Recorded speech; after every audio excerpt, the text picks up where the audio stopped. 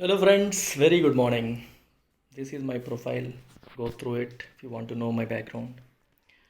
All courses at a glance. చిన్న renaming ceremony జరిగింది, పేర్లు మార్చేసాను అన్నింటికి. ఇన్ఫ్యాక్ట్ ఎల్టీఎక్స్ క్లాసెస్లో ఇన్ఫినిటీ సింబల్ ఉంటుంది. Infinity is the most important part of our logo because infinity represents unlimited potential.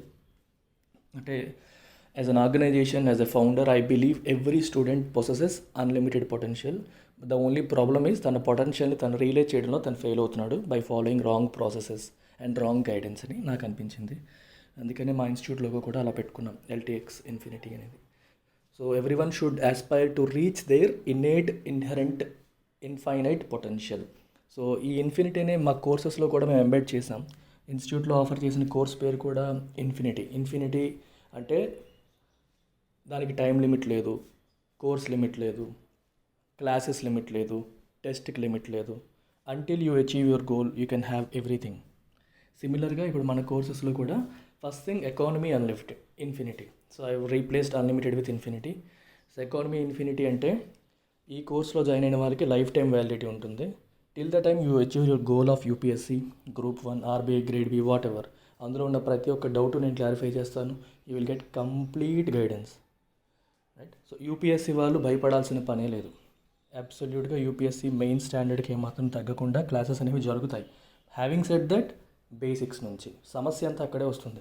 Standard కావాలి కానీ మనకి బేసిక్సే అర్థం కావు, ఉపయోగం ఏంటి? సో బేసిక్స్ బాగా అర్థం చేసుకుని ఒక్కొక్క స్టాండర్డ్ పెంచుకుంటూ వెళ్ళాలి. నేను ఎంత హై స్టాండర్డ్ చెప్పినా మీకు అర్థం కానప్పుడు దిస్ నో పాయింట్. అందుకే నేను ఎప్పుడు అంటాను, సముద్రంలో నీళ్లు కావాల్సినవి ఉంటాయి, తాగడానికి పనికిరావు. ఆ ప్రాబ్లం రాకూడదు. టీచర్కి కావాల్సినంత నాలెడ్జ్ ఉంటుంది, స్టూడెంట్కి అర్థం కాదు. ఆ పరిస్థితి వల్ల ఉపయోగం ఏంటి? మా సార్ సూపర్ అని చెప్పుకోవడం అవుతుంది కానీ మనకు అర్థం కాదు. ఆ పరిస్థితి రాకుండా నా అల్టిమేట్ ఎయిమ్ ఎప్పుడు కూడా మీకు అర్థమయ్యేలా చెప్పడం. సో దాని మీద ఎక్కువగా ఫోకస్ చేస్తుంటాను. ఎకానమీ ఇబ్బంది ఉన్న వాళ్ళు మాత్రం డోంట్ మిస్ దిస్ ఆపర్చునిటీ. మీకు చాలా చక్కగా సబ్జెక్ట్ అర్థమవుతుంది, ఇంటర్లింకేజెస్ అర్థమవుతాయి. ఫస్ట్ ఆఫ్ ఆల్ అంటే ఒక్కొక్క టాపిక్కి ఇంకొక టాపిక్కి ఎకానమీలో ఇంటర్లింక్ చేసుకోవాలి. ఇక్కడ చదివింది అక్కడ చదివింది ఇంటర్లింక్ చేసుకోకపోతే విశ్లేషణ రాదు, అనాలిసిస్ రాదు. You cannot present your ideas in the mains. So English Infinity, an absolute cracker of a course for everyone who just wishes to learn English, to everyone who wants to crack competitive exams. So కింద level నుంచి high level వరకు again the focus is extreme focus on basics. బేసిక్స్లో చాలా స్ట్రాంగ్గా గట్టిగా solid foundation పడిన తర్వాత మనం ఒక్కొక్క స్టెప్ పైకి వెళ్తాం. Most advanced kind of questions కూడా సాల్వ్ చేస్తాం తర్వాత. So SBI PO mains, SSC CGL tier 2 ఏ స్టాండర్డ్ అయితే ఆ స్టాండర్డ్. సో మనం వెళ్ళిపోతాం ఇందులో ఫ్రమ్ వెరీ బేసిక్స్. చాలామంది అడుగుతారు, సార్ బేసిక్స్ నుండి చెప్తారు. నేను ఫోకస్ చేసేదే బేసిక్స్ చాలా ఎక్కువగా చెప్తాను. డీటెయిల్డ్గా ఫౌండేషన్ పడితేనే నేను తర్వాత చెప్పే హై లెవెల్ కంటెంట్ మీకు అర్థమవుతుంది. నేను యాక్చువల్గా చాలామంది బ్యాంక్ ఎగ్జామ్స్కి మెయిన్స్ క్లాసెస్ పెడతారా అంటే నేను ఎప్పుడు నో చెప్తాను. కారణం ఏంటంటే మెయిన్స్ కోసం నేను వేరేగా క్లాస్ పెట్టాను. నా దగ్గర మీరు బేసిక్స్ నుండి నేర్చుకుంటే మీకు మెయిన్స్ క్లాస్లో అర్థమవుతాయి. మీరు డైరెక్ట్గా మెయిన్స్కి వచ్చారనుకోండి నా దగ్గరికి, మీ బేసిక్స్ ఫౌండేషన్ వేరే చోట నేర్చుకుని ఉంటారు. సో అది ఎలా ఉంటుందో నాకు తెలియదు, you might not understand. So అందుకనే ఎప్పుడు కూడా, ఇప్పుడు ఇంగ్లీష్ మీకు ఇబ్బంది, పీఓ మెయిన్స్లో మీరు సఫర్ అవుతారు అనుకోండి, ఈ జాయిన్ దిస్ కోర్స్. ఇక్కడ బేసిక్స్ మళ్ళీ నేర్చుకోండి, ఒకసారి వినండి, నా క్లాసెస్ మళ్ళీ వినండి, ఒక ఫ్లో వస్తుంది. తర్వాత లెట్స్ బిల్డ్ ఆన్ ఇట్. అప్పుడు పీఓ మెయిన్స్లో వచ్చి ఇంగ్లీష్ని చేద్దాం. అలాగే అర్థమెటిక్ ఇన్ఫినిటీ సేమ్ థింగ్. మీకు ఇక్కడ కూడా అంతే, వేరే చోట ఫార్ములాస్లోనే వేరే మెథడ్స్లో నేర్చుకుని వచ్చిన తర్వాత నేను చెప్పే మెథడ్స్ వెంటనే మీకు అర్థం కాకపోవచ్చు. So come, I teach you basics again. మీరు మార్పులు చేర్పులు చేసుకోండి, improve your standard, and then let's do highest level DIs and other things in arithmetic infinity. Then aptitude infinity. ఇదేం చేస్తుందంటే మొత్తం it combines English, arithmetic and reasoning. యాక్చువల్గా reasoning కోసం వేరేగా కోర్స్ పెట్టలేదు, ఎందుకంటే ఓన్లీ రీజనింగ్ ప్రాబ్లం ఉన్న వాళ్ళు చాలా తక్కువ మంది, ఆల్మోస్ట్ 0.01% వేసుకోవచ్చు, చాలా తక్కువ. అందుకని యాప్టిట్యూడ్ ఇన్ఫినిటీకి వస్తే రీజనింగ్ కూడా కవర్ అయిపోతుంది. సో అండ్ ఈవెన్ సిజిఎల్ వాళ్ళకి ప్యూర్ మ్యాథ్స్ కూడా కవర్ అయిపోతుంది. Very soon we am going to launch a separate course for pure maths. Aptitude ఇన్ఫినిట్లో అది ఆల్రెడీ భాగంగానే ఉంది. సో ఎస్ఎస్సి సిజిఎల్ ప్రిపేర్ అయ్యే వాళ్ళకి ప్యూర్ మ్యాథ్స్ చాలా ఇంపార్టెంట్. దానికి మనకు ఒక ఎక్సలెంట్ ఫ్యాకల్టీ ఉన్నారు. కోర్స్ ఒక 1 or 2 డేస్లో మీకు ప్రోమో వీడియో కూడా బయటకు వస్తుంది. సో ఈ 6,000 కోర్స్ అనేది unlimited. Bank exams, SSC exams prepare అయ్యే వాళ్ళకి మీకు అవసరమైన యాప్టిట్యూడ్ పోర్షన్ అనేది బేసిక్స్ నుండి హయ్యర్ లెవెల్ వరకు వితౌట్ ఎనీ టైం లిమిట్ మీరు అటెండ్ కావచ్చు. బిగినర్స్ మేము ఫస్ట్ ఒకసారి చూస్తాము, సిలబస్ కంప్లీషన్ అవ్వాలి, తర్వాత డిసైడ్ అవుతాం అనుకున్న వాళ్ళ కోసం యాప్టిట్యూడ్ షార్ట్ టర్మ్ కోర్స్ ఉంది, 3,000 rupees. So it will complete your prelim syllabus for bank exams. Bank ఎగ్జామ్స్కి, సీసాట్కి, మీకు గ్రూప్ 1 గ్రూప్ 2కి అర్థమెటిక్లో ఉన్న ప్రిలిమ్ సిలబస్ అంతా కవర్ అయిపోతుంది దీంట్లో. తర్వాత మీరు డిసైడ్ కావచ్చు, if you want to upgrade you can upgrade to aptitude infinity, అలా కూడా మనం చేయొచ్చు అనమాట. That's about it. So all courses and పాలిటీకి, అదర్ జిఎస్కి మీకు కోర్సెస్ లాంచ్ చేయాలి అని అనుకుంటే just let me know and let me think about it. So I'm actually thinking of launching polity for UPSC. So this is Indian economy course in detail, covers theory, contemporary issues, economic survey, budget analysis, government schemes, Hindu analysis, weekly mock tests అని already చెప్పినాయే. Weekly మాక్ టెస్ట్లు కూడా important. యాక్చువల్గా civils ప్యాటర్న్లో topic wise ఇప్పుడు financial markets చెప్తున్నాను. So financial మార్కెట్స్లో MCQs మీకు test పెడతాను, అండ్ ప్రతి దాంట్లో కూడా మీకు 5-6 ఆప్షన్స్, మనకి సివిల్స్ ప్యాటర్న్లో ఆప్షన్స్ వస్తే ఎక్స్ప్లెనేషన్ కూడా ఉంటుంది. సో టాపిక్ వైజ్ మనం కనీసం 10-20 క్వశ్చన్స్ సాల్వ్ చేసుకుంటూ వెళ్ళిపోతే సాలిడ్ ఫౌండేషన్ పడిపోతుంది. ఒకేసారి అన్నీ చేసేదానికంటే టాపిక్ వైజ్ చేసుకుంటే మనకి స్ట్రెంత్ వస్తుంది బాగా. That's about it. సో ఇవన్నీ ఆల్రెడీ కవర్ చేశాను. ఇంగ్లీష్ మీకు అదే చెప్తున్నాను, బేసిక్స్ నుండి చెప్తారని చాలామంది డౌట్లు వస్తున్నాయి. I will cover from absolute basics, parts of speech నుండి, టెన్సెస్ నుంచి అలాగా హై లెవెల్ గ్రామర్ వరకు వెళ్తాం. వొకాబులరీ ఇంకా never ending process. Vocabulary is our USP. Hindu paper open చేసేసి పేపర్లోంచి మనం వొకాబులరీ నేర్పిస్తాను. మీరు you can go through some of our sample classes in our channel. So contact and payment details, so you can WhatsApp me on 789389, అది నా నెంబర్కే వస్తుంది WhatsApp అనేది. Call చేయాలి అనుకుంటే ఈ పేమెంట్ నెంబర్కి కాల్ చేయండి. నాతో మాట్లాడాలంటే ఓన్లీ ఇన్ఫర్మేషన్ కోసం అంటే యూ కెన్ కాల్ 789, ఆ నెంబర్కి చేసినా మా రిసెప్షనిస్ట్ లిఫ్ట్ చేస్తుంది. She will give you details. So fees పేమెంట్కి you can note down this number 95919. This is my personal number.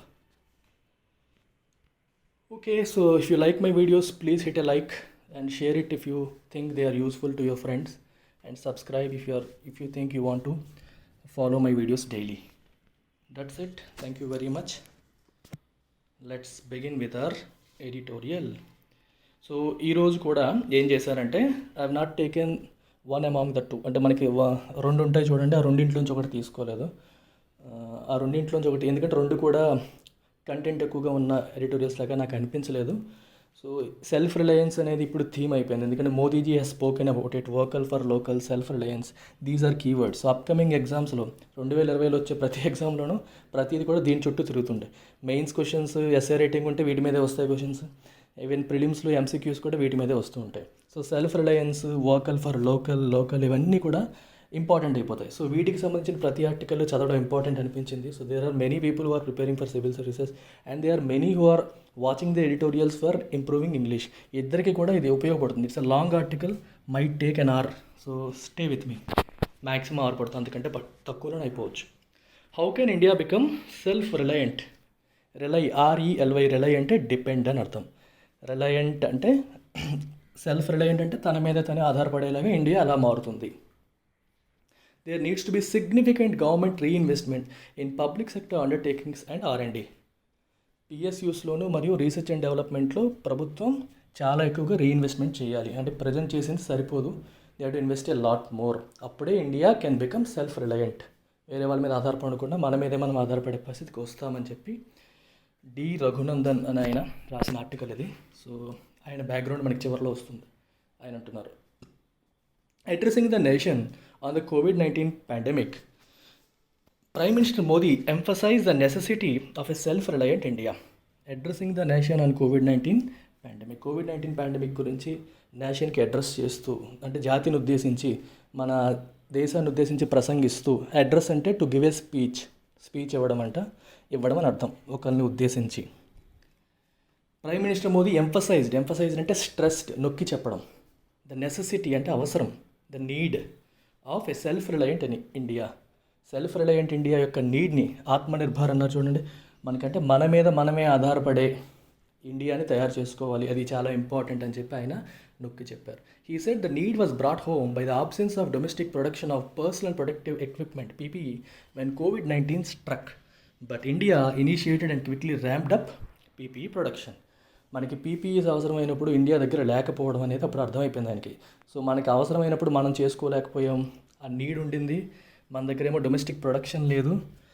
So absence of domestic production of personal protective equipment అనేది it has brought home the need. Brought home అంటే యాక్చువల్గా అది ఉంది అనే విషయాన్ని తెలిసింది. So to make it clear అనమాట. ఎలా చెప్పాలి, he said the need was made clear అనుకోండి. బ్రాట్ హోమ్, బ్రింగ్ హోమ్ అంటే made clear, make something clear అనే మీనింగ్ ఇక్కడ ఫిట్ అవుతుంది. He said the need was made clear are brought home by the absence of domestic production of personal protective equipment when COVID-19 struck. But India initiated and quickly ramped up PPE production. కానీ India ఇమీడియట్గా initiate చేసింది, start చేసింది and quickly తొందరగా ramped up అంటే increase చేసింది PPE production. Personal protective equipment production ఫాస్ట్గానే ramp up చేసింది, అంటే ఇంప్రూవ్ చేసింది, ఇంక్రీజ్ చేసింది అని అర్థం. If you ramp up production పెరిగింది అని అర్థం. అలా mister Modi said there needs to B improvement in quality and domestic supply chains going forward. So quality మరియు డొమెస్టిక్ సప్లై చైన్స్లో ఇంప్రూవ్మెంట్ రావాలి గోయింగ్ ఫార్వర్డ్, రానున్న రోజుల్లో అని చెప్పి మోదీ అన్నారు. సప్లై చైన్ అంటే తెలుసు కదా, మనకి ఒక ఏదైనా వస్తువు ప్రొడ్యూస్ చేయాలంటే దానికి అవసరమైన రా మెటీరియల్ నుంచి తర్వాత ఇంటర్మీడియట్ గుడ్స్, తర్వాత తయారు చేసినవి, తర్వాత మళ్ళీ వాటి యొక్క మార్కెటింగ్, తన ఫైనల్ కన్సంప్షన్, ఇదంతా entire thing is called supply chain. దాంట్లో ఇంప్రూవ్మెంట్ రావాలంటే if this is to happen though India will have to make major course changes in development strategies. ఇది జరగాలంటే ఇండియా డెవలప్మెంట్ స్ట్రాటజీస్లో చాలా మార్పులు చేయాలి. కోర్స్ అంటే దారి. ఇప్పుడు the course of a river అన్నారు అనుకోండి, నది ప్రవహించే మార్గం. The river change it's course suddenly అన్నారు. మీకు యాక్చువల్గా బ్రహ్మపుత్ర నది, అస్సాంలో ఎక్కువగా వరదలు జరుగుతుంటాయి, మీకు తెలుసో లేదో. ఎందుకంటే అస్సాంలో బ్రహ్మపుత్ర నది మనకి ప్రవహిస్తుంటుంది. అదేంటంటే it changes its course often, ఎప్పుడు పడితే అప్పుడు దాన్ని దారి మార్చేస్తూ ఉంటుంది. అందువల్ల ఇప్పుడు అది ఇలా వెళ్తుందిలే అనుకుంటాం, ఒకసారిగా దారి మారి ఇంకో సైడ్ నుండి వస్తుంది, అక్కడ వరదలు వచ్చేస్తాయి. సో కోర్స్ అంటే దారి, ద పాత్ టేకెన్ అనమాట. సో మనం ఏం చేయాలి, we have to make major course changes, the path we are taking towards development. అభివృద్ధి కోసం మనం ప్రస్తుతం చేస్తున్న స్ట్రాటజీస్, మార్గాన్ని మార్పులు చేయాలి అనుకున్నది సాధించాలంటే అని చెప్పి అంటున్నారు.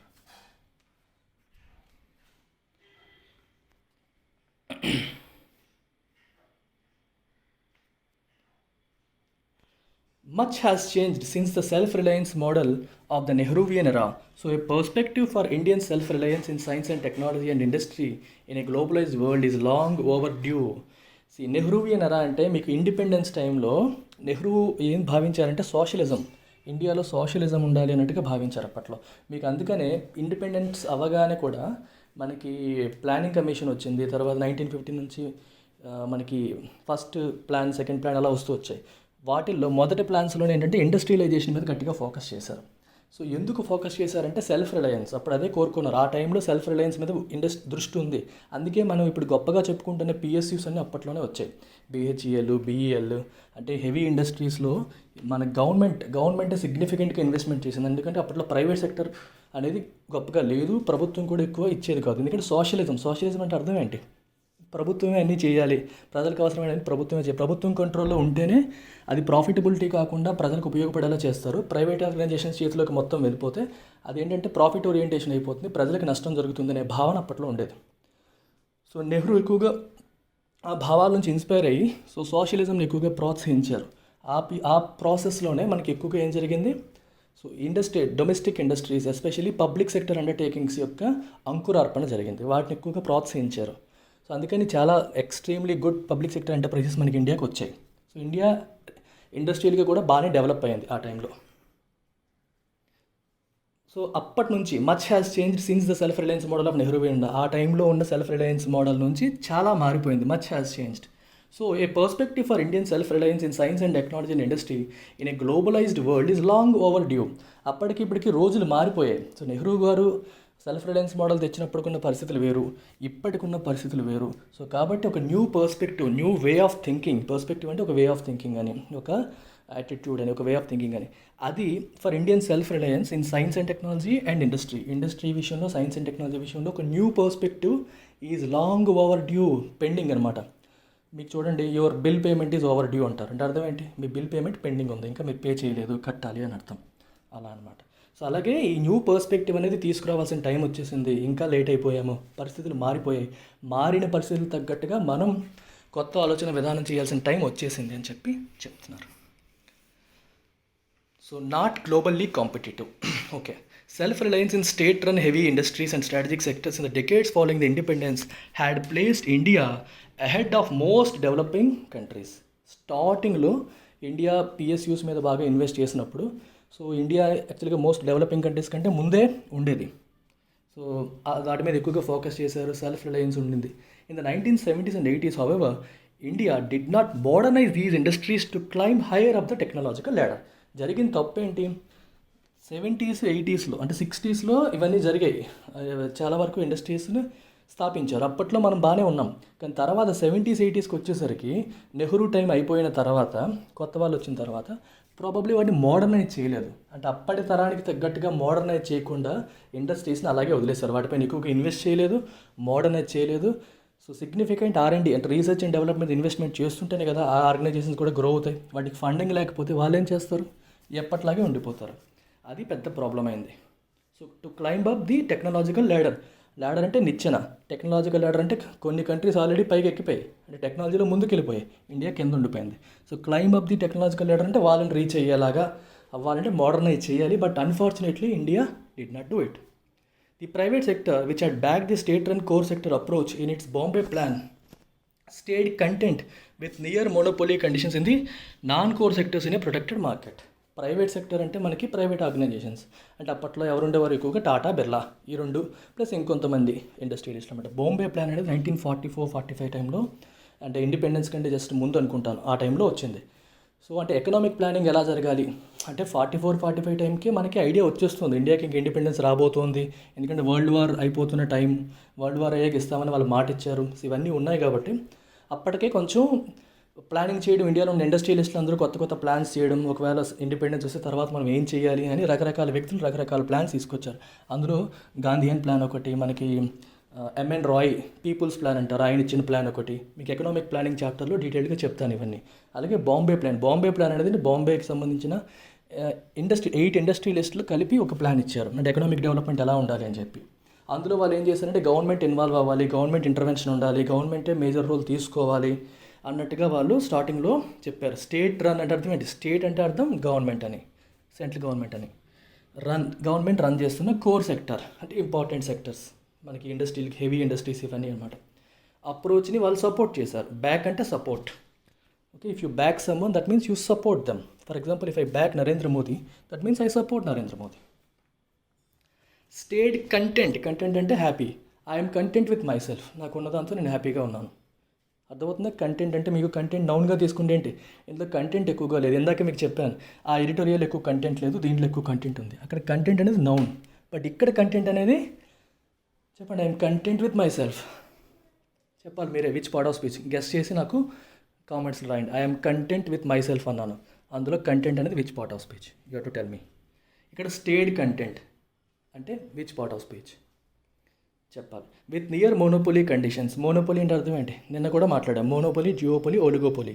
మోనోపోలీ అంటే ఏదన్నా సెక్టర్లో ఒక పర్టికులర్ ఇండస్ట్రీ లేదా ఒక పర్టికులర్ కంపెనీ మొత్తం రాజ్యం వెళ్తుంది అనుకోండి, దాన్ని మోనోపోలీ అంటారు. ఇండియాలో ఎగ్జాంపుల్ అంటే రైల్వేస్ అనే సెగ్మెంట్లో ఇండియన్ రైల్వేస్ ఒక గవర్నమెంట్ ఆర్గనైజేషన్ ఒకటే ఉంది, వేరే ప్రైవేట్ రైల్వే కంపెనీస్ ఏవి మన ఇండియాలో లేవు.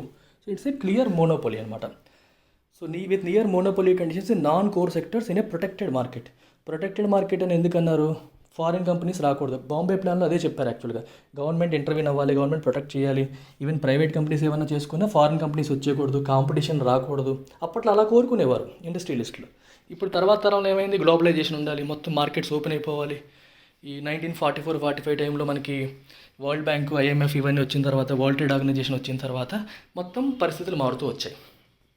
కానీ ఇండియా మాత్రం అప్పటికి మనం ఎవరితో టచ్లో ఉండకూడదు, ఫారిన్ కంపెనీస్ ఇండియాకి రాకూడదు, ప్రైవేట్ సెక్టర్లో కొద్దిమందే ఉండేవాళ్ళు, వాళ్ళు కూడా అలాగే కోరుకున్నారు ఆ టైంలో. ఇదే ప్రొటెక్టెడ్ మార్కెట్. అర్థమైందా? ప్రొటెక్టెడ్ అంటే మార్కెట్ని గవర్నమెంట్ ప్రొటెక్ట్ చేస్తుంది ఫ్రమ్ ఫారిన్ ఇంటర్వెన్షన్, బయట వాళ్ళు రాకుండా. ఇప్పుడు ఫారిన్ కంపెనీ ఇండియాలో వచ్చి ప్రొడక్షన్ చేస్తే ఇండియాలో అదే ప్రొడక్షన్ చేస్తున్న ఇంకో కంపెనీకి నష్టం జరుగుతుంది. అలా వీళ్ళు కాపాడడమే ప్రొటెక్షన్, అలాగనమాట. Little effort was made to modernise light industries and develop contemporary consumer products. Little ఎన్నోసార్లు చెప్పాను, లిటిల్ అనేది నెగిటివ్ కాంటెక్స్లో వాడతారు, ఏ లిటిల్ అనేది న్యూట్రల్ కాంటెక్స్లో వాడతారు. మీకు చెప్పాను, I have a little money left, నా దగ్గర కొంచెం మనీయే మిగిలింది. I have a little money అంటే కొంచెం money. If I say I have little money with me అంటే నా దగ్గర అస్సలు ఏం లేదు. ఇక లిటిల్ అంటే అర్థం ఏంటి? ఆల్మోస్ట్ జీరో అని. ఏ లిటిల్ అంటే కొంచెం, లిటిల్ అంటే ఆల్మోస్ట్ జీరో. ఏ ఫ్యూ అంటే కొన్ని, ఫ్యూ అంటే ఆల్మోస్ట్ జీరో. మీకు బెస్ట్ ఎగ్జాంపుల్ చెప్తాను. ఎవరైనా మన ఇంటికి వచ్చారు అనుకోండి, వచ్చి పిల్లలు వచ్చారు, సో హస్బెండ్ వైఫ్ తిన్నారు, పిల్లలు వచ్చారు, కొంచెం చాక్లెట్స్ ఏమైనా ఉన్నాయా అంటే I think I have a few chocolates left in the fridge. ఫ్రిడ్జ్లో కొన్ని ఉన్నట్టున్నాయండి, తీసుకొస్తానని చెప్పి తెచ్చి ఇచ్చేసింది. ఇందులో నెగిటివ్ సెన్స్ లేదు. ఎక్కువ మంది వచ్చారు, సో అప్పుడేమో మళ్ళీ అడిగితే I'm afraid I have few chocolates left అంటే వాళ్ళకి సరిపడినన్ని లేవు. ఇక్కడ ఏ వాడలేదు నేను, ఏ వాడకుండా ఫ్యూ వాడేస్తే దాని అర్థం ఏంటి? సరిపడినన్ని లేవు, నాట్ ఎనఫ్ అనే సెన్స్ వస్తుంది. ఫ్యూ అనేది దేనికి వాడతారు? ఫ్యూ అనేది దేనికి? కౌంటబుల్ నౌన్స్కి. ఇప్పుడు చాక్లెట్ అనేది countable, 1 chocolate, 2 chocolate, 3 chocolates. Money అనేది అన్కౌంటబుల్ నౌన్, 1 మనీ, 2 మనీ అనం కదా, లిటిల్ మనీ అంటాం. సో అన్కౌంటబుల్కి లిటిల్, కౌంటబుల్కి ఫ్యూ. అలా మీరు అర్థం చేసుకోవాలి. అలాగే ఏ లిటిల్ అనేది న్యూట్రల్ సెన్స్ వస్తుంది, లిటిల్ అనేది నెగిటివ్ సెన్స్ వస్తుంది. లిటిల్ అంటే ఎప్పుడు కూడా నాట్ ఎనఫ్, ఫ్యూ అంటే not enough. Okay, I'm making little effort అన్నారనుకోండి, నేను పెట్టాల్సినంత ఎఫర్ట్ పెట్టట్లేదు, అలాగా అర్థం చేసుకో. Little effort was made to modernise light industries or develop contemporary consumer products. Contemporary అంటే ఇప్పటి తరానికి, ఇట్స్ ఎ కాంటెంపరీ స్టైల్ అన్నాం అంటే అర్థం ఏంటి? మారుతున్న కాలానికి తగినట్టుగా, అంటే మోడర్న్ అని అర్థం అనమాట. కాంటెంపరీ డ్రెస్సింగ్ సెన్స్ ఉంది అంటే ఎప్పటికప్పుడు అప్డేట్ అవుతూ ఉండడం, కాంటెంపరీగా ఉండడం. అంటే ఇప్పటికి అవసరమైన కన్స్యూమర్ ప్రొడక్ట్స్ తయారు చేసిన, కాంటెంపరీ కన్స్యూమర్ ప్రొడక్ట్స్ తయారు చేసే ఇండస్ట్రీస్ని డెవలప్ చేయలేదు. లైట్ ఇండస్ట్రీస్ అంటే హెవీ ఇండస్ట్రీస్ ఇండియాలో బాగానే ఉన్నాయి, బిహెచ్ఎల్, బిఈఎల్ ఇలాంటివి. కానీ లైట్ ఇండస్ట్రీస్ చిన్న ఐటమ్స్ తయారు చేసేవి మన దగ్గర లేవు. అందుకే మనకి ఎప్పుడు చూడండి చిన్న ఐటమ్స్ అన్ని కూడా చైనా నుంచి వచ్చేస్తాయి, 99 రూపాయలకి, 9 రూపాయలకి అని చెప్పి అమ్ముతూ ఉంటారు. సో వాటికి సరైన ఇండస్ట్రీస్ ఇండియాలో డెవలప్ కాలేదు. India's industrial ecosystem was thus characterized by low productivity, poor quality, low technology and globally uncompetitive. అందుకే ఇండియాలో ఉన్న ఇండస్ట్రియల్ ఎకోసిస్టమ్ అనేది వాజ్ క్యారెక్టరైజ్డ్ బై, దాని క్యారెక్టరిస్టిక్స్ ఏంటి, దాని యొక్క రూపాలు ఏంటి, దాని యొక్క లక్షణాలు ఏంటి? ఫస్ట్ లో ప్రొడక్టివిటీ లో ఉంటుంది, అంటే ఎంత రావాలో అంత అవుట్పుట్ రాదు. పూర్ క్వాలిటీ కూడా లో క్వాలిటీ ఉండడం, టెక్నాలజీలో కూడా అప్గ్రేడేషన్ లేకుండా పాతకాలం టెక్నాలజీ వాడడం, అండ్ గ్లోబల్గా అన్కాంపిటేటివ్. గ్లోబల్ మార్కెట్కి వెళ్తే మనవి నిలబడలేకపోతున్నాయి, ఎందుకంటే గవర్నమెంట్ దానిపైన సరైన ఫోకస్ చేయలేదు అని. అంటే మనకి శక్తి లేదు అని కాదు, అక్కడ ప్రభుత్వాలు ఫోకస్ చేయకపోవడం వల్ల, వీళ్ళకి అవసరమైనంత సపోర్ట్ ఇవ్వకపోవడం వల్ల ఇలా వెనకబడిపోయామని. India completely missed out and the third industrial revolution, comprising electronic goods, microprocessors, personal computers, mobile phones, and decentralized manufacturing and global value chains during the so-called lost decades. అర్థమైందా? Third industrial revolution కంప్లీట్గా miss అయిపోయింది India. Third industrial రెవల్యూషన్లో ఏం జరిగింది? Computers వచ్చాయి, computer యుగం అనమాట. Computers, cell phones, digital revolution. Digital కాదు ముందుది, డిజిటల్కి ఒక స్టెప్ ముందు మనకి ఎలక్ట్రానిక్ గుడ్స్, మైక్రో ప్రాసెసర్స్, ఇవన్నిటివి ఈ విషయంలో ఇండియా వెనకబడిపోయింది. ఇప్పుడు చూడండి, సౌత్ కొరియా తీసుకోండి, శాంసంగ్ అక్కడే ఉంది. సో శాంసంగ్ ఏం చేసింది? సెల్ ఫోన్స్, ప్రాసెసర్స్, కంప్యూటర్స్, ఇవన్నీ మనకి ల్యాప్టాప్స్, ఇవన్నిట్లో కూడా అంటే ఆ కంట్రీలో దాని మీద థ్రస్ట్ ఇచ్చారు, ఫోకస్ పెట్టడం వల్ల చాలా కంపెనీస్ పుట్టుకొచ్చాయి. ఇక చైనా చూడండి, ఇప్పుడు OnePlus, Xiaomi, షావోమీ, ఈ కంపెనీస్ అన్నీ కూడా చాలా చైనీస్ కంపెనీసే. సో వాళ్ళు కూడా ఈ థర్డ్ ఇండస్ట్రియల్ రెవల్యూషన్ని క్యాప్చర్ చేసుకోగలిగారు. యూఎస్ అంటే ఆబ్వియస్, యాపిల్ ఉంది, గూగుల్ ఉంది, సో వీళ్ళు చేయాల్సిన వీళ్ళు చేసేసారు. కానీ మిస్ అయింది ఎవరు? ఇండియా. సో ఇండియాలో ఎంతమంది మొబైల్ మ్యానుఫ్యాక్చరింగ్ కంపెనీస్ ఉన్నాయి? ఎన్ని ఉన్నాయి? చాలా తక్కువ. ఒకవేళ ఉన్నవి మొత్తం మార్కెట్లో ఎంత షేర్ ఉంది వాటికి? చాలా తక్కువ. సో యాక్చువల్గా ఈ మార్కెట్ని, ఈ రెవల్యూషన్ అనేది ఏంటి? ఒకసారిగా సమూలమైన ఒక విప్లవం లాగా వచ్చింది. అంటే ప్రజల ఆలోచన విధానం, ప్రజల యొక్క వాటి వాళ్ళు ఉపయోగించే తీరు. మీరు చూడండి, 1990sలో మనకి సెల్ ఫోన్స్ ఎక్కడుండేవి? స్టార్టింగ్లో మామూలు టెలిఫోన్స్ ఉండేవి, తర్వాత ఒకసారిగా మొబైల్ ఫోన్స్ కూడా చాలా ఎక్స్పెన్సివ్ ఉండేవి. ఇప్పుడు ఆల్మోస్ట్ ప్రతి ఒక్కరి చేతుల్లో, even street vendors, road side చిన్న వ్యాపారం చేసే వాళ్ళలో కూడా చేతిలో మొబైల్ వచ్చింది. అంటే ఎఫోర్డబుల్ అయిపోయి, అంటే అందరికీ అందుబాటులోకి రావడం వల్ల అందరూ వాడడం మొదలుపెట్టారు.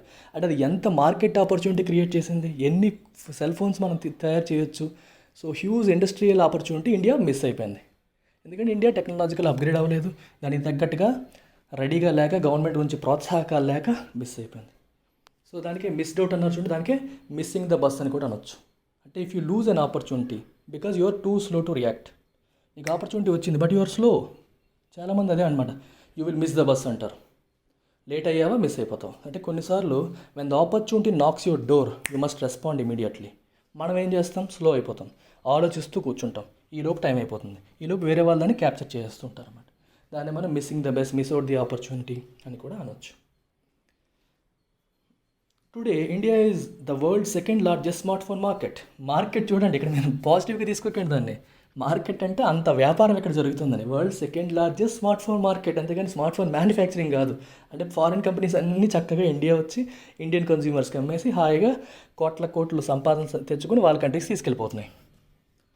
However, it does not make any of these phones itself and manufactures only a small fraction of solar photovoltaic cells and modules currently used with ambitious future targets. Solar విషయంలో మాత్రం కొంచెం సిగ్నిఫికెంట్ టార్గెట్స్ పెట్టుకుంటున్నాం. So అందులో కొంచెం బాగానే చేస్తున్నారు. ఇంకా ఫ్యూచర్లో కూడా మంచి టార్గెట్స్ ఉన్నాయి.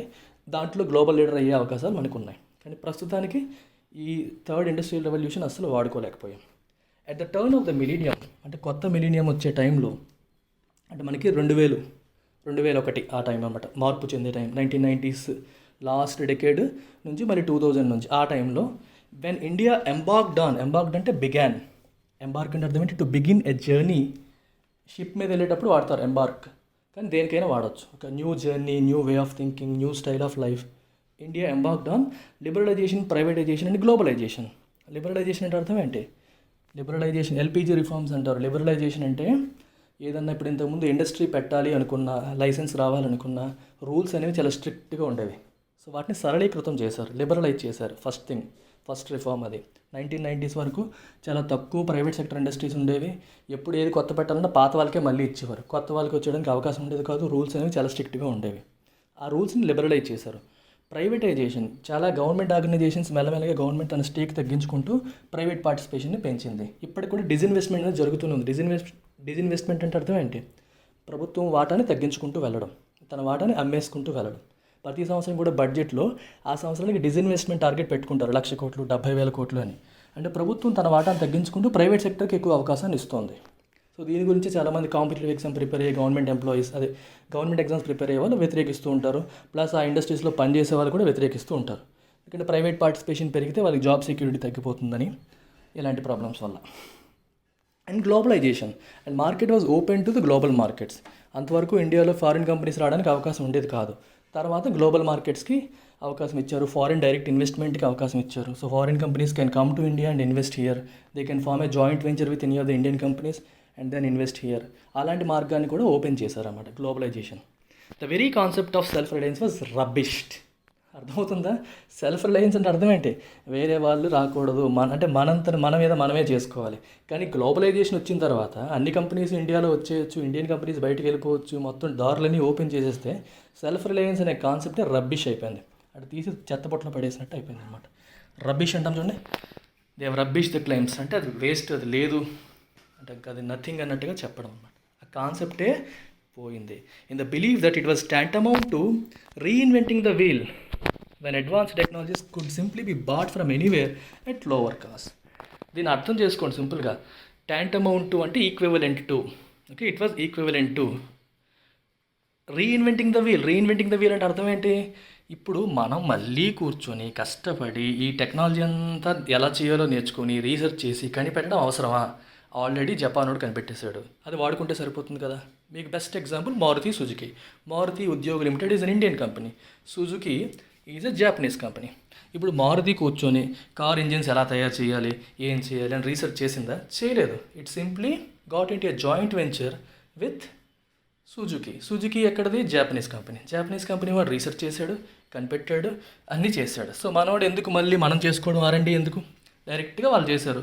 మళ్ళీ why should why reinvent the wheel? మళ్ళీ మనమంతా చేయాల్సిన పనే ఉంది, వాళ్ళ తెచ్చుకుంటే సరిపోతుంది. సో జాయింట్ వెంచర్ అయిపోయింది. So they are providing technology and these guys are providing market create చేశారు. సో ఇద్దరు కలిసి ఇండియాలో కార్ మార్కెట్ని వెళ్తున్నారు. ఇది అనమాట కాన్సెప్ట్. మీకు ఎగ్జాంపుల్ చెప్పాను అందుకే. అంటే ప్రతిదీ గ్లోబలైజేషన్ జరిగిన తర్వాత ప్రపంచంలో ఫర్ ఎగ్జాంపుల్ ఒక విషయంలో జపాన్ వాడు టాప్లో ఉన్నాడు. మనకి అదే టెక్నాలజీ కావాలంటే మళ్ళీ మనం కష్టపడి రీఇన్వెంటింగ్ ద వీల్, మళ్ళీ ఇదంతా ఎందుకు కనిపెట్టాలి? ఓకే, ఎవరో వీల్ కనిపెట్టారు, మళ్ళీ మనం వీల్ కనిపెట్టాలి. ఆ కనిపెట్టిన వీల్ని తీసుకొచ్చి వాడుకుంటే సరిపోతుంది కదా, వాడుకున్నందుకు వాటికి డబ్బులు పే చేస్తే సరిపోతుంది కదా. ఈ కాన్సెప్ట్ వచ్చింది అప్పట్లో. గ్లోబలైజేషన్ వచ్చిన తర్వాత మళ్ళీ ఎందుకు ఇవన్నీ చేయడం, సెల్ఫ్ రిలయన్స్ ఎందుకు మనకి, ఎవరో చేస్తున్నారు కదా, మార్కెట్ ఉంది కదా, వాడుకుందాం, ఆ మోడ్లోకి వెళ్ళిపోయారు. When advanced technologies could simply be bought from anywhere at lower cost, తక్కువ కాస్ట్కే వాళ్ళ దగ్గర కొనుక్కోవచ్చు అనే కాన్సెప్ట్ వచ్చి సెల్ఫ్ రిలయన్స్ అనేది చెత్తబొట్లో పడిపోయింది. 2 related ideas have prevailed since then. అప్పటి నుంచి 2 ఐడియాస్ అనేవి ప్రివైల్ అయ్యాయి. ప్రివైల్ అంటే సర్వైవ్ అయ్యాయి, ప్రివైలెంట్గా ఉన్నాయి.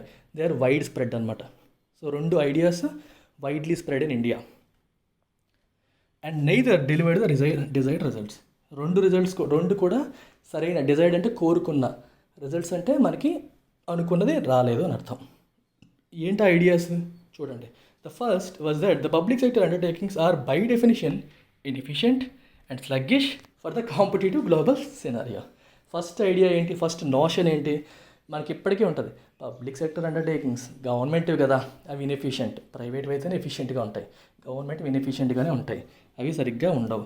అండ్ స్లగ్గిష్ అంటే టూ స్లో టు రెస్పాండ్, స్లోగా వెళ్ళడం, ఫాస్ట్గా వెళ్ళకుండా స్లోగా వెళ్ళడం. For the competitive globalise scenario, ఈ గ్లోబల్ సినారియోని ఎదుర్కోవడానికి పిఎస్యూస్ పనికిరావు అనేది మొదటి నోషన్. ఆ ఐడియా మన ఇండియాలో అప్పటి నుంచి కూడా ఉంది. No effort was made to engender either real autonomy or a transition to a new technological directions. ప్రభుత్వానికి కూడా అలాంటి ఆలోచనలు ఉండడం వల్ల గవర్నమెంట్ ఏం చేసింది, వాటికి అటానమీ ఇవ్వలేదు. అటానమీ అంటే వాళ్ళ డెసిషన్స్ వాళ్ళు తీసుకునే అవకాశం వాళ్ళకి ఇవ్వలేదు, ఫుల్ కంట్రోల్లో పెట్టుకోవడం జరిగింది.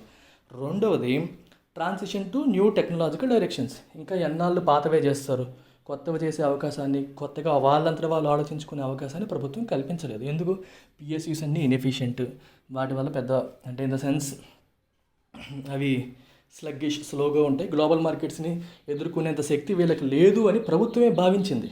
ఒక రకంగా చెప్పాలంటే ఆ నోషన్ ఉండిపోయింది. ఆ నోషన్ ఉండిపోవడం వల్లే సిగ్నిఫికెంట్ ఇన్వెస్ట్మెంట్స్ అనేవి జరగలేదు. పిఎస్యూస్లో ఇన్వెస్ట్మెంట్స్ అనేవి సరిగ్గా జరగలేదు కాబట్టి వాళ్ళు గ్లోబల్ మార్కెట్ ఎదుర్కొనేంత శక్తిని సంపాదించుకోలేకపోయారు.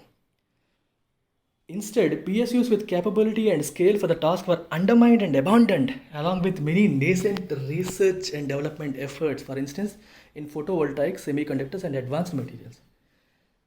కానీ గవర్నమెంట్ అంటే ఏం జరిగింది, PSUs with capability and scale for the task, capability ఉండి స్కేల్ అంటే if you can achieve the scale అంటే అర్థం ఏంటి, 1-2 చేయడం వేరు, 100 కొద్దీ 1000 కొద్దీ చేయగలరా, yes we have the scale. Economies of scale అంటారు. స్కేల్ అంటే క్వాంటిటీ అనమాట, హ్యూజ్ క్వాంటిటీలో తయారు చేయడం. క్యాపబిలిటీ ఉంది, స్కేల్ ఉంది, అంటే తయారు చేయగలిగే కెపాసిటీ ఉంది, మరియు ఎక్కువ క్వాంటిటీస్లో చేసే కెపాసిటీ కూడా ఉంది. 2 ఉన్న వాళ్ళని ఏం చేశారు, అండర్మైండ్ అంటే వాళ్ళని తక్కువ చేశారు, వాళ్ళ పవర్ని, వాళ్ళ ఎఫెక్టివ్నెస్ని తగ్గించేశారు.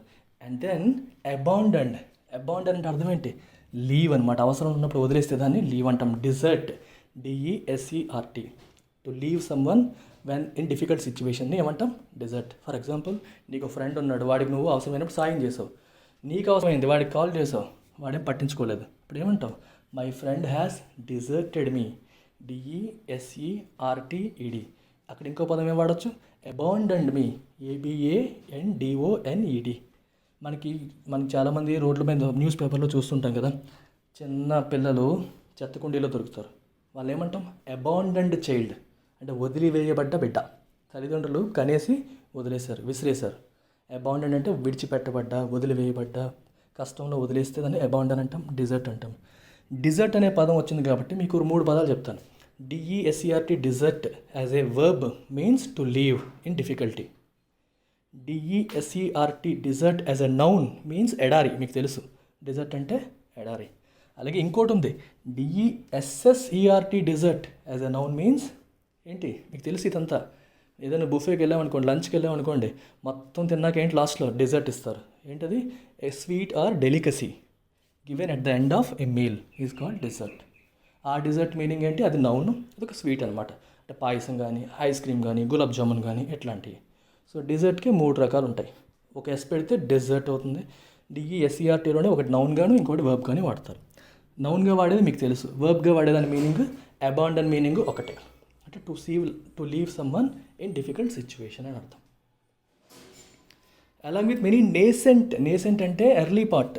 ఇప్పుడు research and development, for example ఒక పిఎస్యూ ఉంది.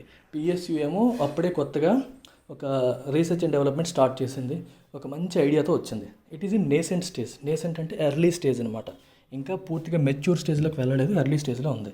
ఆ స్టేజ్లో ఉన్నప్పుడు గవర్నమెంట్ కానీ ఎవరైనా ఏం చేయాలి, నర్చర్ చేయాలి, అంటే దాన్ని సపోర్ట్ చేసి ఎంకరేజ్ చేసి అవసరమైన ఫండింగ్ ఇస్తే అది రేపు పొద్దున్న పెద్ద టెక్నాలజికల్ ఇన్నోవేషన్స్కి దారి తీస్తుంది. సో వీళ్ళు ఏమంటున్నారు, many nascent and research development efforts అని అంటే అలాంటి ఎఫర్ట్స్ పెట్టే వాళ్ళని కూడా అబాండన్ చేసేసారు. చూసారా, పిఎస్యూస్ని along with their nascent R&D efforts, పిఎస్యూస్ని అబాండన్ చేశారు, వాళ్ళ ఎఫర్ట్స్ని కూడా అబాండన్ చేసేసారు, విడిచిపెట్టేశారు, సపోర్ట్ చేయలేదు. Instead of nurturing them, nurturing అంటే అర్థం ఏంటి, కేర్ఫుల్గా ప్రొటెక్ట్ చేసుకుంటూ పెంచేలా చేయడం నర్చరింగ్. అలా చేయకుండా ఏం చేశారు, అబాండన్ చేశారు. That's a problem here. It's long article, మీకు మన చిన్నది లాంటిది కాదు, పెద్దది. On the other hand the private sector displayed little interest, మళ్ళీ చెప్పాను లిటిల్ అంటే negative, not enough interest in these heavy industries and showed no appetite అంటే natural desire or hunger for technology upgradation. Government సెక్టర్కి ఏమో పిఎస్యూస్కి ఏమో government నుంచి support రాలేదు, పట్టించుకోలేదు. ఇటువైపు వచ్చేసరికి ప్రైవేట్ సెక్టర్ ఏమో దీంట్లో ఇంట్రెస్ట్ చూపలేదు. రెండోది హంగర్, ఎపిటైట్ చూపలేదు. All of us should have a natural appetite for learning. నేను ప్రతి ఎడిటోరియల్ ఎండ్ చేసినప్పుడు ఏం చెప్తున్నాను, inspiring others to learn. My aim is to inspire others to learn. Learning అనేది ఒక ఫన్ యాక్టివిటీగా ఉండాలి. లెర్నింగ్ అనేది ఒక టెడియస్ యాక్టివిటీగా మారిపోయింది, అంటే ఒక భారంగా ఇంత చదవాలా ఎగ్జామ్కి అనే పరిస్థితి నుంచి ప్రతి విషయం కొత్త విషయం నేర్చుకుంటున్నాను అనే ఎక్సైట్మెంట్ మనకు ఉండాలి. Everyday when I pick the editorial, if I see an editorial in which అందులో ఉన్న ప్రతిదీ నాకు తెలుసు అనుకోండి, నాకు ఎక్సైట్మెంట్ రాదు. కొన్ని తెలియని విషయాలు ఉంటే ఐ గెట్ ఎక్సైటెడ్, ఎందుకంటే అది మీకు చెప్పాలంటే నేను చదవాలి. నేను చదివేటప్పుడు నేను కొత్త విషయం నేర్చుకుంటాను. అలా కొత్త విషయాన్ని నేర్చుకోవాలనే తపన మనలో అంకురార్పణ జరగాలి. Right, so we have to be naturally inspired. We should have that natural appetite for learning.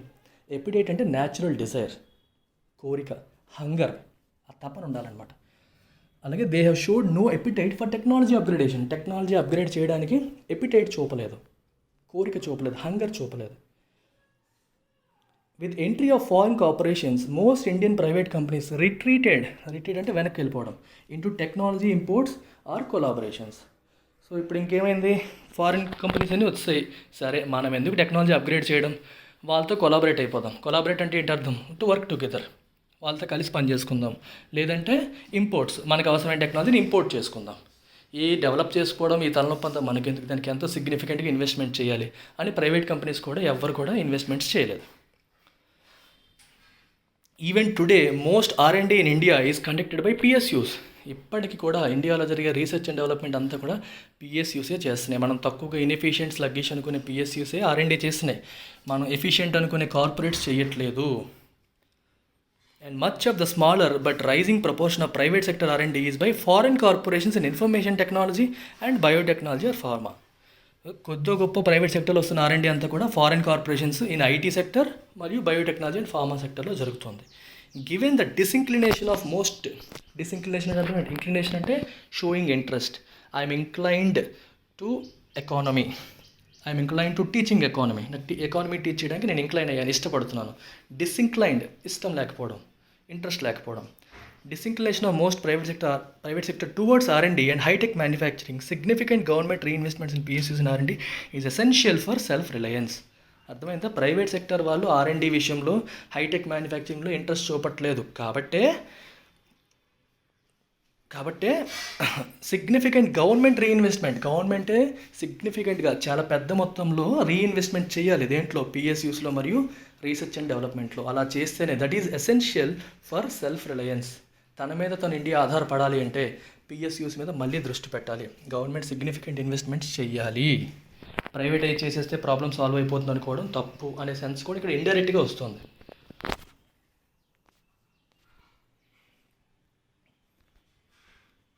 The second idea was that inviting foreign direct investment in manufacturing by foreign majors would bring new technologies into India's industrial ecosystem. Second idea ఏంటి, FDI తీసుకొచ్చేస్తే, foreign companies అన్ని ఇండియాలో manufacturing చేసేస్తే, okay, India would bring new technologies into India's industry. అప్పుడు కొత్త technologies అన్ని ఇండియాకి వచ్చేస్తాయి కదా అనేది ఒక idea. Obviating the need for indigenous efforts towards self reliance. Obviate అంటే టు మేక్ ఇట్ అన్నెసెసరీ. మీకు ఈ సెంటెన్స్ మీనింగ్ చూడండి, తెలుగులో ఫస్ట్ చెప్పేస్తాను. ఇండైజినస్ అంటే లోకల్, నేటివ్ అని అర్థం.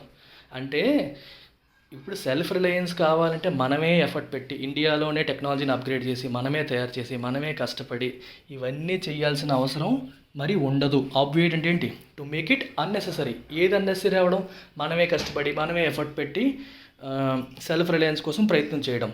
ఇది అన్నెసెసరీ చేస్తుంది. ఏది అన్నెసరీ చేస్తుంది అనుకుంటున్నాం? ఆలోచించండి.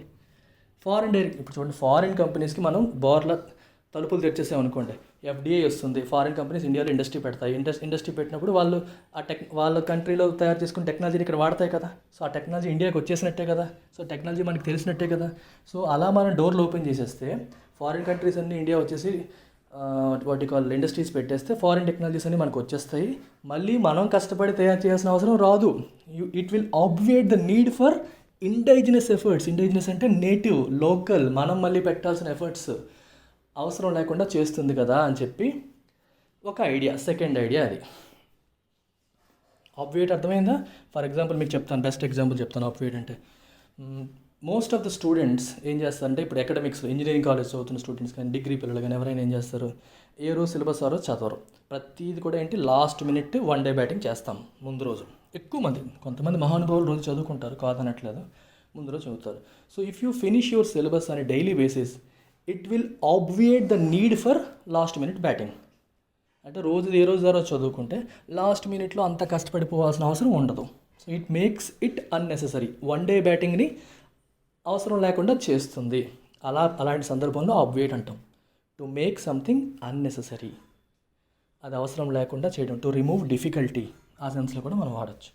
సో ఇక్కడ ఎఫ్డిఐ ద్వారా ఫారిన్ కంపెనీస్కి ఇండియాస్లో డోర్లు ఓపెన్ చేయడం వల్ల టెక్నాలజీ వచ్చేస్తే it will obviate the need for indigenous efforts, అంటే local efforts for self reliance. Self reliance కోసం మనం కష్టపడాల్సిన అవసరాన్ని అది తీసేస్తుంది అని ఆ సెంటెన్స్ మీనింగ్. హౌఎవర్, ఇప్పుడు చూడండి, హౌఎవర్ అంటే కాంట్రాస్ట్, దానికి ఆపోజిట్గా సెంటెన్స్ వస్తుంది. Mere setting up of manufacturing facilities in India is no guarantee of absorption of technologies. Absorption of the ability to independently take them to higher levels. అంటే foreign company వాడు ఇండియాలో industry పెట్టేగానే అటు ఇండియన్స్కి ఆ technology తెలిసిపోయినట్టు కాదు అంటున్నారు. Is no guarantee for absorption of technology. Foreign వాడు వచ్చాడు, ఇండియాలో పెడితే వాడి టెక్నాలజీ మనకు తెలిసిపోయినట్ట కాదు అంటున్నారు. There is no evidence from any sector that has taken place or has ever been attempted.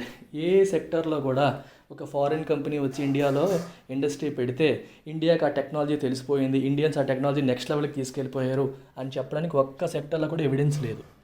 The fact is, నిజం ఏంటంటే, foreign majors jealously guard commercially significant or strategic technologies in offshore manufacturing bases. బేసికల్గా foreign companies అమాయకులా చెప్పండి, వాళ్ళు వాళ్ళ కంట్రీలో కష్టపడి research and development చేసి తయారు చేసుకున్న టెక్నాలజీని వేరే కంట్రీలో ఇండస్ట్రీ పెట్టినంత మాత్రాన వెంటనే ఆ కంట్రీకి ఇచ్చేస్తారా? ఇవ్వరు. వాళ్ళు ఏం చేస్తారు, దే జెలస్లీ. ఇక్కడ జెలస్ అంటే మీనింగ్ ఈర్ష్య అసూయ అని కాదు.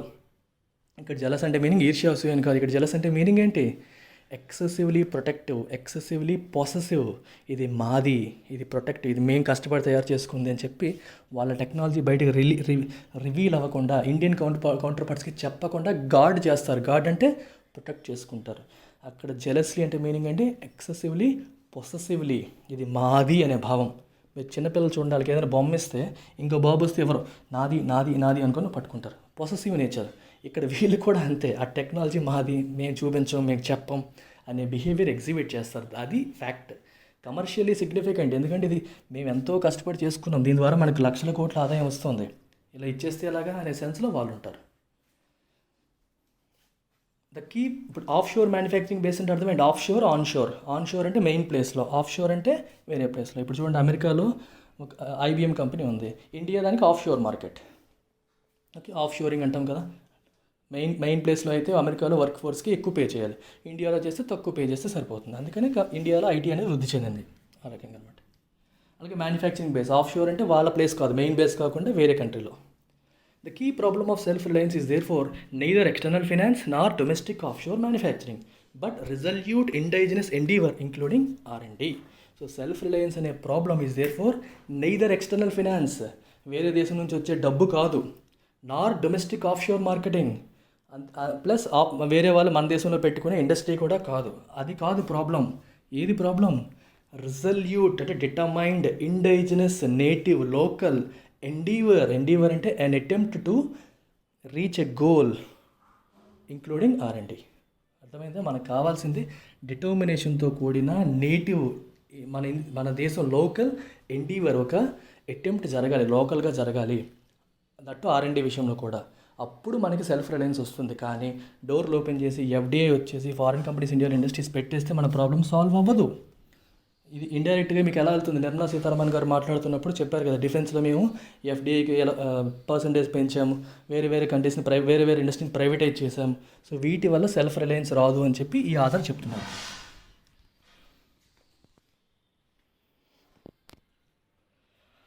That's it. So experience and achievements in other countries in Asia attest to it. Attestation అంటే అర్థం ఏంటి? ఎస్ ఇట్ ఈస్ కరెక్ట్ అని అప్రూవ్ చేయడం. అంటే మనం దాన్ని experience and achievements in other countries in Asia అంటే ఏషియాలో ఉన్న మిగిలిన కంట్రీస్లో జరిగిన ఎక్స్పీరియన్స్ కానీ వాళ్ళ అచీవ్మెంట్స్ కానీ ఇప్పుడు చెప్తున్న పాయింట్ని అటెస్ట్ చేస్తున్నాయి. అంటే ఇది కరెక్ట్ అని చెప్పి చెప్తున్నాయి. To attest means to say it is correct. And also contradict the notion that self Reliance is a hang over from Nehruvian socialism. Okay, contradict అంటే వ్యతిరేకించడం. దేన్ని? The notion that self Reliance is a hang over from Nehruvian socialism. Nehru టైంలో ఉన్న socialism నుంచి దాని యొక్క hang ఓవరే ఈ self Reliance. Hang over అంటే అర్థం ఏంటి? మనకి బాగా మందు కొట్టేస్తే హ్యాంగ్ ఓవర్ వస్తుంది, అదొక meaning. Bad effects of something excess అయిపోవడం వల్ల వచ్చిన బ్యాడ్ ఎఫెక్ట్. ఇక్కడ అర్థం చేసుకోవడం ఏంటి? An idea or a concept are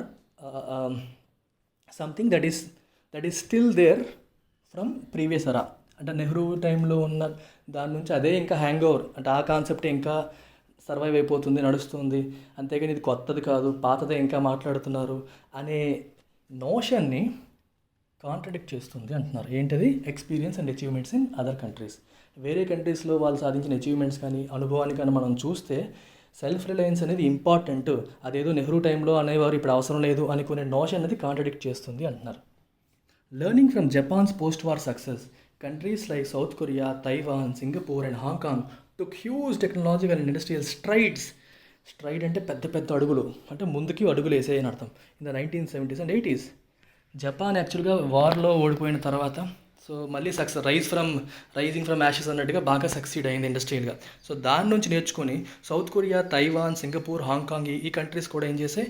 huge technological and industrial strides తీసుకున్నాయి. అంటే పెద్ద పెద్ద అడుగులు ముందుకి అడుగులు వేసాయి 1970s మరియు 80sలో. South Korea in particular climb determinedly up the technological ladder and value chains in electronic goods, consumer durables, automobiles, microprocessors, personal computers and heavy machinery.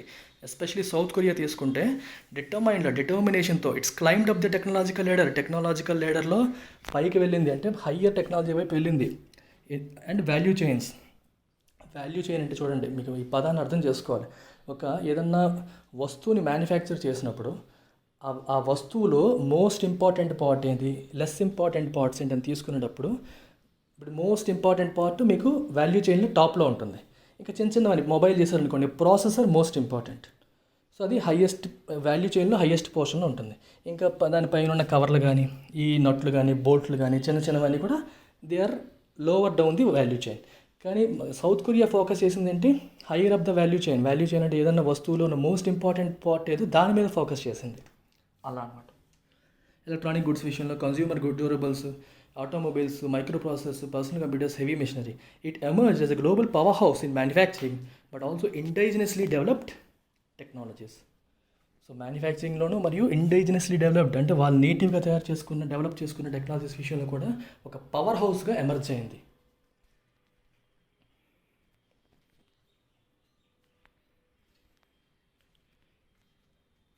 Taiwan developed technologies and manufacturing capacities in robotics and microprocessors, while Singapore and Hong Kong adapted advanced technologies in niche areas. Singapore, Hong Kong niche areas అంటే జనరల్గా ఉండేవాళ్ళు కొన్ని specific సెగ్మెంట్స్లో కొత్త టెక్నాలజీస్ని వాళ్ళు adapt చేసుకున్నారు. ADAPT adapt అంటే దానికి తగ్గట్టుగా తయారు చేసుకున్నారు అని అర్థం. These self reliant capabilities were enabled among other factors by planned state investments in R&D, including basic research 3 to 5% of GDP, technology and policy support to private corporations, infrastructure and importantly education and skill development 4 to 6% of GDP. ఇవన్నీ ఎలా జరిగిపోయాయి? ఊరికే జరిగిపోయా? లేదు. By planned state investments, government బాగా invest చేసింది. దేంట్లో? Research and development, R&Dలో చాలా ఎక్కువగా ఇన్వెస్ట్ చేయడం వల్ల ఇవి జరిగాయి. ఇంక్లూడింగ్ బేసిక్ రీసెర్చ్ మీదే 3 to 5% of their GDP goes towards research and development in these countries. అలాగే technology and policy support to private corporations, infrastructure and importantly education and skill development. Policy support అంటే అర్థం ఏంటో తెలుసా? ఇప్పుడు government for example ఒక కొత్త టెక్నాలజీని encourage చేయాలనుకోండి, గవర్నమెంట్ కెన్ సే ప్రైవేట్ సెక్టర్కి ఈ టెక్నాలజీలో ఎవరైనా ఇన్వెస్ట్ చేస్తే, ఈ టెక్నాలజీలో చేస్తే మీకు కొన్నాళ్ళు ట్యాక్స్ రిలీఫ్ ఉంటుంది. అది పాలసీ సపోర్ట్. అంటే government is indirectly encouraging it. దాన్ని పాలసీ సపోర్ట్ అంటే మీరు అలా అర్థం చేసుకోవాలి. అంటే ఏదైనా టెక్నాలజీని మనం ఇండిజినస్గా డెవలప్ చేయాలంటే ఇది డెవలప్ చేసిన వాళ్ళకి మేము ప్రోత్సాహకాలు ఇస్తాం, చేసిన వాళ్ళకి మేము ట్యాక్స్ రిలీఫ్ ఇస్తాం, కొన్నాళ్ళ పాటు మీకు ఏమీ ఉండదు, ఇలా చెప్తే దే విల్ బి ఎక్సైటెడ్. అది కూడా మనకి గవర్నమెంట్కి జీడిపిలో లాసే, కానీ దానివల్ల టెక్నాలజీ నేటివ్గా డెవలప్ అవుతుంది. దాన్ని మనం పాలసీ సపోర్ట్ కింద తీసుకోవచ్చు. అలాగే ఎడ్యుకేషన్ స్కిల్ డెవలప్మెంట్లో కూడా 4 to 6% ఆఫ్ జీడిపి వాళ్ళు స్పెండ్ చేస్తారు. ఇండియాలో చాలా తక్కువ.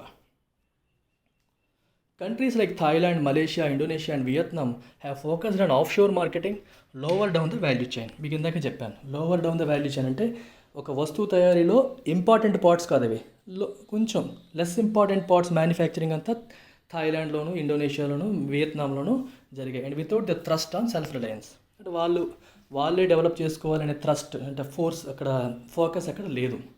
This is useful for job creation, ఉద్యోగాలు వస్తాయి దీనివల్ల. But is un unsuitable model for a country of India size and aspirations. ఇండియాకున్న సైజ్కి మరియు ఆస్పిరేషన్స్కి ఆ మోడల్ సూట్ అవ్వదు.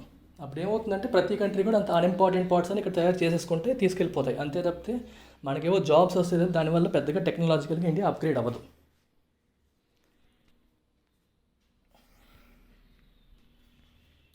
China is of course unique in scale and in its determination to become a superpower, not just geopolitically but also in self-reliant S&T and industrial capability. China వచ్చేసరికి మాత్రం it is unique అంటే అందరిలాంటిది కాదు. Unique అంటే it is distinctive, one of a kind అని అర్థం. In scale and in its determination to become a super power అవ్వాలని డిటర్మైన్డ్గా ఉంది. Not just geopolitically but also in self reliant SNT అంటే science and technology and industrial capability. పొలిటికల్గానే కాదు, జియోగ్రాఫికల్గానే కాదు, మరియు సెల్ఫ్ రిలయంట్ ఎస్ఎన్టీ వేరే వాళ్ళ మీద ఆధారపడకుండా వాళ్ళ టెక్నాలజీ వాళ్ళే డెవలప్ చేసుకునే విషయంలో మరియు ఇండస్ట్రియల్ క్యాపబిలిటీ విషయంలో కూడా ఎవరికంటే వెనకపడకూడదు అని చెప్పి చైనాకి స్ట్రాంగ్ అంబిషన్స్ ఉన్నాయి. చైనా అడ్వాన్స్డ్ పర్పస్ఫుల్లీ అంటే అర్థమేంటి? Resolutely, determinedly, with a strong purpose from low end mass manufacturing to a dominant role in global supply chains. ఇంతకుముందు లో ఎండ్ మాస్ మ్యానుఫ్యాక్చరింగ్ జరిగేది. అంటే ప్రతి కంట్రీలో అవసరమైన చిన్న పార్ట్లన్నీ కూడా మ్యాన్ పవర్ ఎక్కువగా అవసరం ఉండేవన్నీ కూడా చైనాకి తోసేసేవారు mass manufacturing. China is like industrial hub of the world. 60% of world's manufacturing happens in China అన్నట్టుగా తయారైపోయింది. మ్యాన్ పవర్ ఎక్కువగా ఉండడం, వాళ్ళు సపోర్ట్ చేయడం, వేజ్ రేట్స్ బాగా తక్కువగా ఉండడం, ఈ కారణాల వల్ల it has now decided on shifting to advanced manufacturing.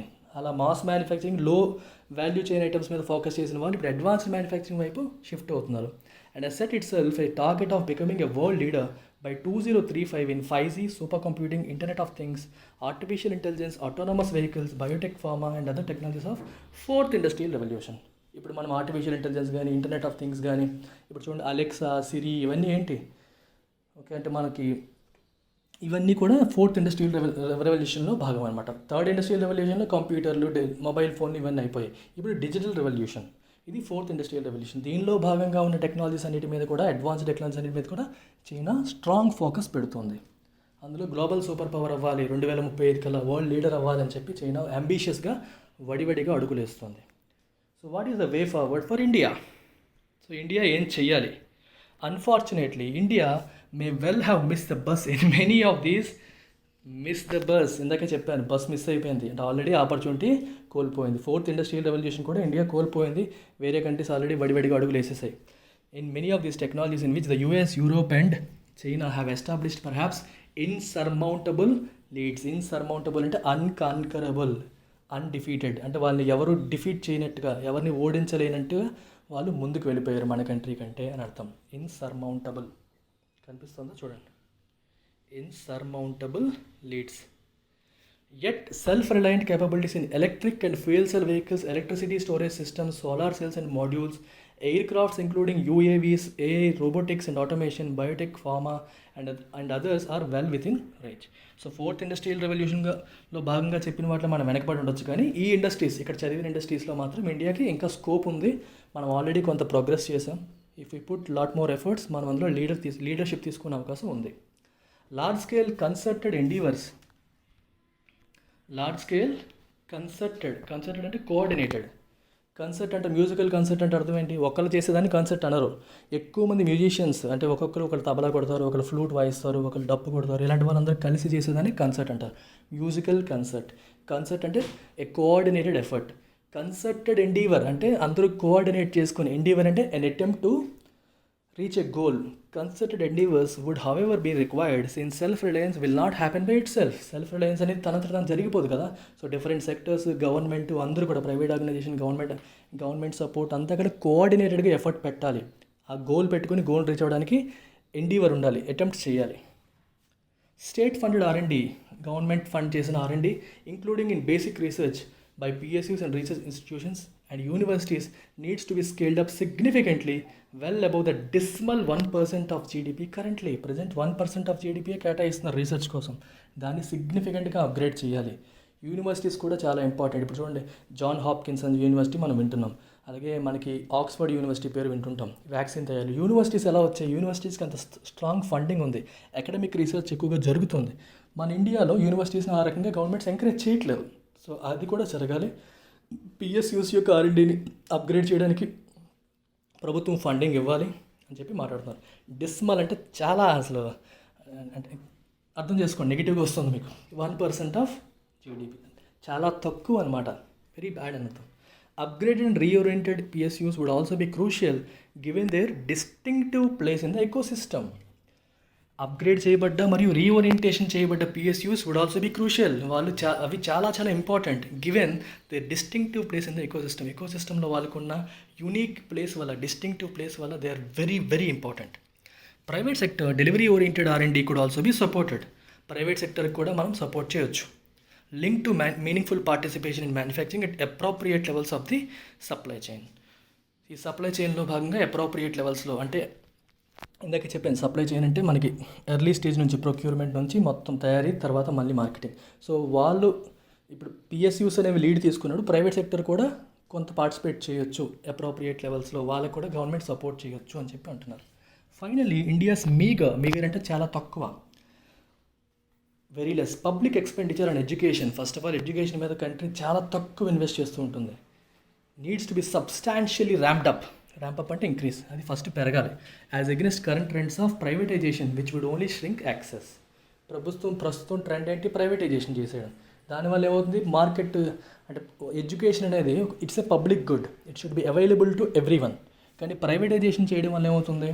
అది డబ్బున్న వాడికి అందుతుంది, పేదవాడికి అందదు. సో ఆ ట్రెండ్ మారాలి. గవర్నమెంట్ సిగ్నిఫికెంట్ ఇన్వెస్ట్మెంట్స్ చేయాలి, గవర్నమెంట్ స్కూల్స్ అప్గ్రేడ్ చేయాలి, ఎడ్యుకేషన్ సిస్టమ్ని అప్గ్రేడ్ చేయాలి. Delhi could be a model including in skill డెవలప్మెంట్లో కూడా ఫోకస్ చేయాలి.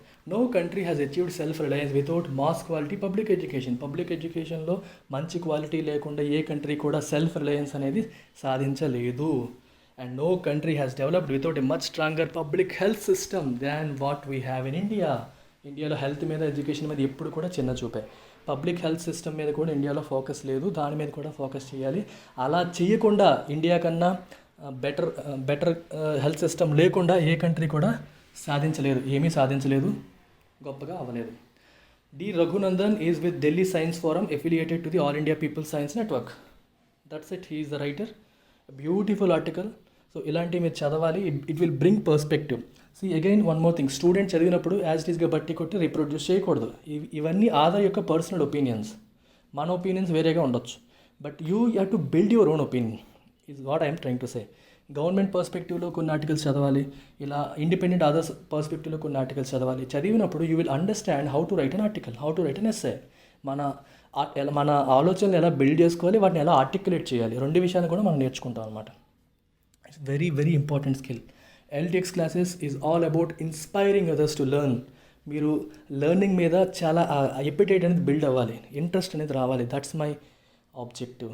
If I'm able to do it, that means I'm really happy. నేను చేయగలిగితే నేను ఆనందంగా ఉన్నట్టే లెక్క. And learning should be fun. That's it guys, thank you very much.